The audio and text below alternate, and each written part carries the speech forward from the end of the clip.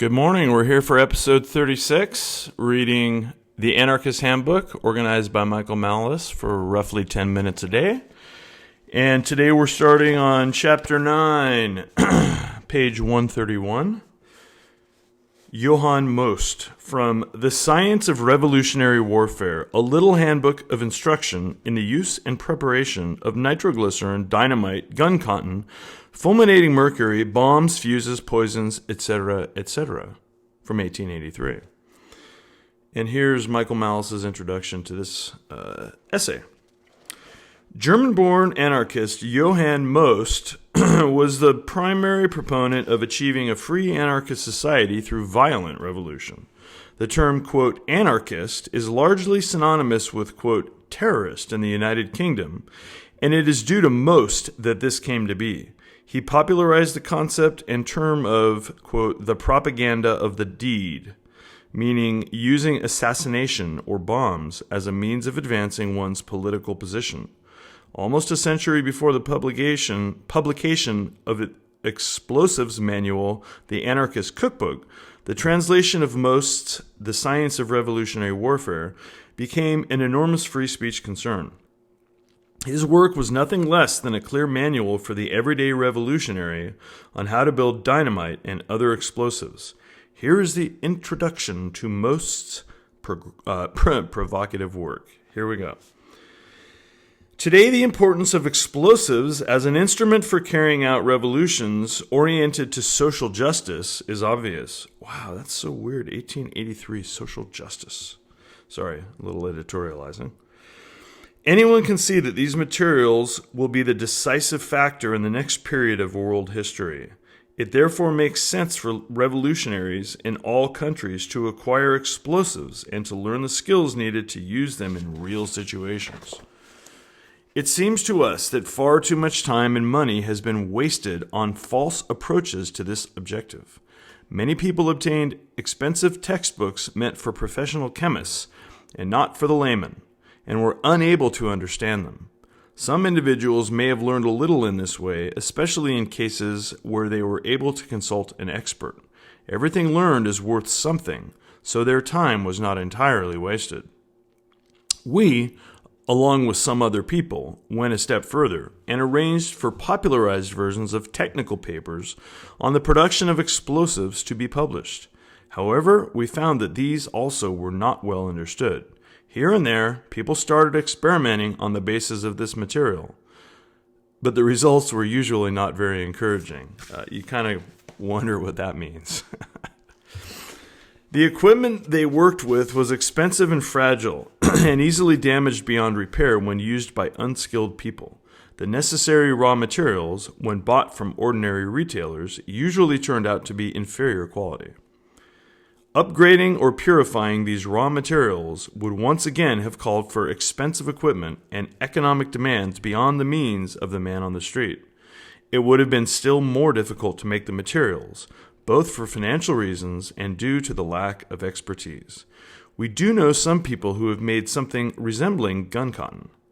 Some have even succeeded, after their 5th or 6th mixing rig blew up, in making small quantities of nitroglycerin and converting it into dynamite. These fortunate ones were then faced with the fact that all their efforts and sacrifices had resulted in something of theoretical value only, since one cannot accomplish much with small quantities, and the method was too expensive anyway. To manufacture large quantities of dynamite, one must have a rather expensive setup. Several rooms are needed, so it cannot be done in a private apartment. In fact, it is necessary to locate the workshop away from any neighbors, because dynamite manufacture produces a strong smell that would soon betray the operation. Although people have not given up experimenting, we conclude that the demand for dynamite and other explosives required for revolutionary purposes cannot be met on a do-it-yourself basis, and that it is much better to obtain it ready-made from regular industrial sources.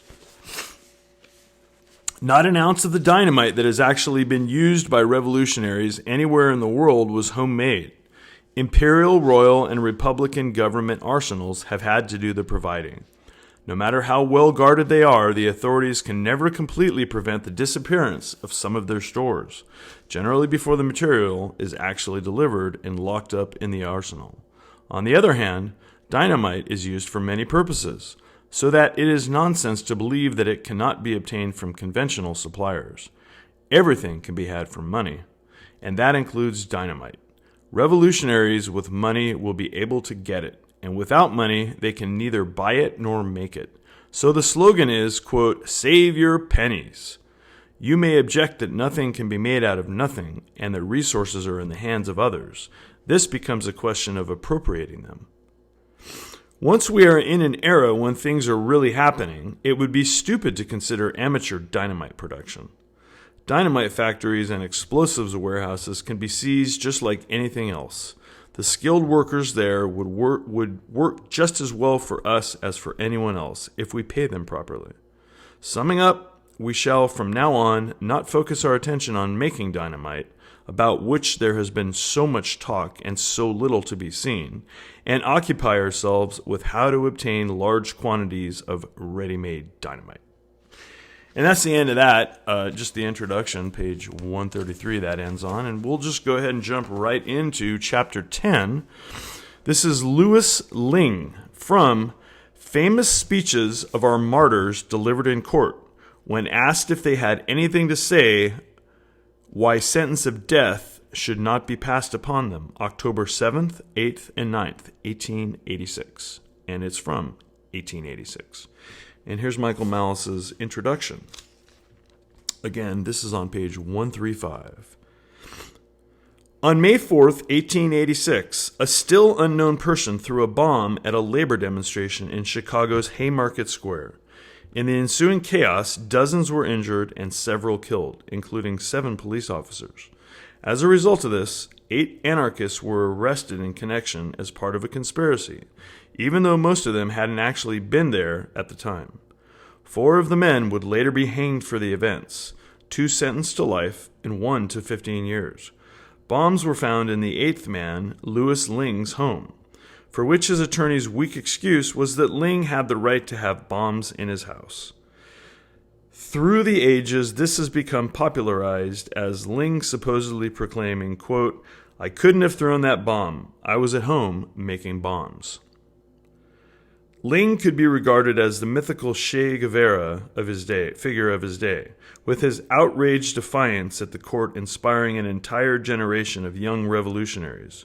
Rather than hanging, Lingg smuggled a blasting cap into his prison cell and blew off his jaw, writing, "Hooray for Anarchy," on the wall in German with his own blood before dying. All the Haymarket martyrs were posthumously pardoned, and a monument later raised in their honor.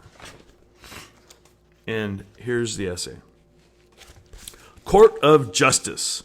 With the same irony with which you have regarded my efforts to win in this, quote, free land of America, a livelihood such as humankind is worthy to enjoy, do you now, after condemning me to death, concede me the liberty of making a final speech?